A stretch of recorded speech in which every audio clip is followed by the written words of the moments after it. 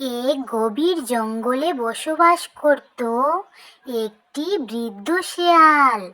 তার গায়ে ছিল না কোনো জোর, তাই সে শিকার ধরতে পারত না। আহারে, কতটা দিন হয়ে গেল, কিছু শিকার তো ধরতেই পারছি না। গায়ের জোর যে একদম কমে আসছে। এভাবে চলতে থাকলে তো আমি মারা যাব। হে ভগবান, একটা রাস্তা দেখাও। এই বলে বৃদ্ধ শেয়াল জঙ্গলের রাস্তা ধরে হাঁটতে লাগলো। হাঁটতে হাঁটতে সে একটি গুহার সামনে গিয়ে উপস্থিত হলো। এ কি দেখছি আমি? এ তো একটা গুহা। আর এই গুহার ভিতরে কোনো প্রাণী থাকতে পারে। যাই যাই গিয়ে দেখি কোনো প্রাণী আছে কিনা। যদি কোনো প্রাণী পেয়ে যাই তাহলে আজকে খিদের জ্বালাটা মেটাতে পারবো। এই বলে বৃদ্ধ শেয়াল গুহার ভিতরে চলে গেল। এই গুহার ভিতরটা দেখে তো মনে হচ্ছে একটা ছাগলের গুহা। এখানে বসে থাকি, ছাগলটা ফিরে আসলেই ওকে খেয়ে নেব। তাহলে আমার ক্ষুধাটা নিবারণ হবে। এই বলে বৃদ্ধ ছাগল গুহার ভিতরে লুকিয়ে থাকলো। বেশ কিছুক্ষণ কেটে যাওয়ার পর ছাগলটি তার গুহার সামনে ফিরে আসলো। আমার গুহার ভিতরে কোনো প্রাণী প্রবেশ করেছে নাকি?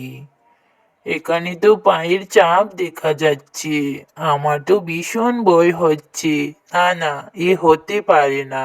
আমি এখানে গেলে বিপদ হতে পারে। একটা বুদ্ধি বের করতে হবে।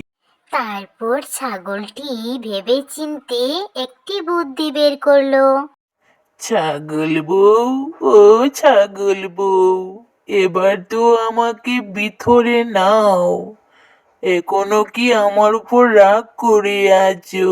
সারাটা দিন চলে গেল, কিছু খাইনি। ছাগলটি বুদ্ধি খাটিয়ে এই কথাটা বলার কারণ হলো, যদি কেউ ভিতরে থাকে তাহলে সে তার ডাকে সাড়া দেবে। আর সেদিকে বোকা শিয়ালটি ছাগলে ঢুকলো। হে গো, আসো, তোমার জন্য যে ভাত বেড়ে রেখেছি। তাড়াতাড়ি ঘরের ভিতরে চলে আসো। ওরে বাবা রে, আমার আইডিয়াটা তাহলে সঠিক হলো। পালাই এখান থেকে, পালাই, না হলে যে শেয়ালটা আমাকে খেয়ে ফেলবে।